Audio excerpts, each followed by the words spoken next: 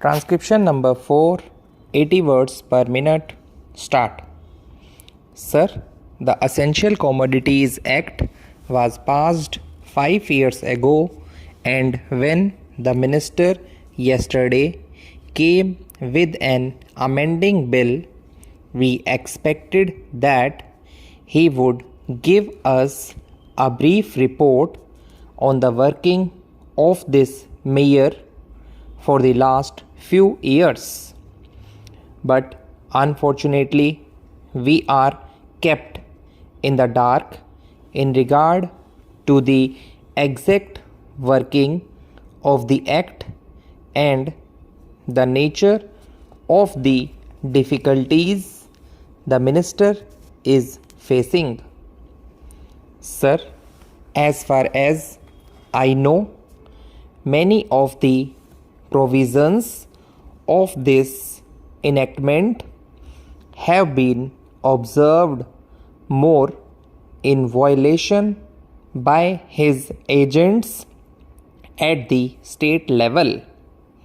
The food minister may be very earnest, may be very able, and may be very anxious to see that the various provisions of the Act are implemented in the most effective manner at the state level, but unfortunately his agents at the state level are not equally enthusiastic or equally anxious to observe the provisions of this enactment. The most important objectives of this enactment are to control the supply and distribution of commodities and to maintain a stable price level. In regard to both these aspects, I am afraid that the government has failed to realize the objectives in view. Some time passed when there was scarcity of food grains. Attempts were made to make procurement from certain wholesale merchants and from rice mills. In my own state, I know of many instances of such procurement where, after making known that certain things had to be done and certain steps had to be taken by the merchant community, nothing was done later on by the government when they found that these very orders of the government were violated. As a result of the violations, there was a consequent rise in the prices of food grains. In respect of other commodities like iron and steel, paper, etc., we see a lot of speculative activities, but the provisions of the Act have not been brought to bear on them. Perhaps no case of prosecution was launched against those people who contravened the various provisions of the Act. We are interested to know in how many cases the government have taken steps to prosecute individuals who have violated the various sections of the Act. The minister said that the powers under the Act were not adequate. We sympathize with the food minister, but I want to know what action has been taken in this regard by the various state governments. In regard to the amending provision, I want to know from the minister what would be his difficulty even if minor offences are taken to courts of law. For instances, the Motor Vehicles Act deals with various offences, both major and minor, and various minor offences under the Act are taken to courts and people are prosecuted. What is the difficulty in taking these cases of a minor nature to courts of law?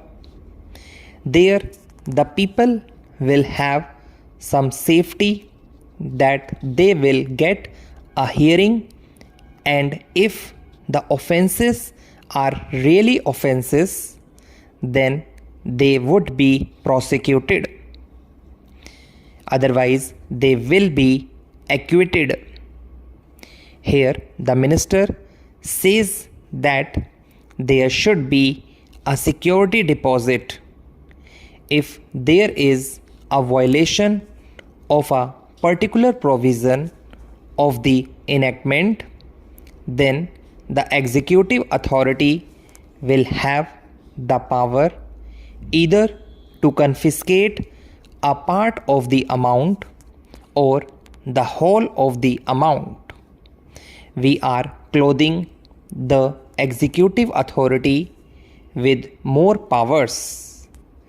I do not grudge giving powers to the executive authority provided they are used properly and effectively and in a most fair manner. But unfortunately, there have been discriminations apart from the ineffectiveness of the various provisions.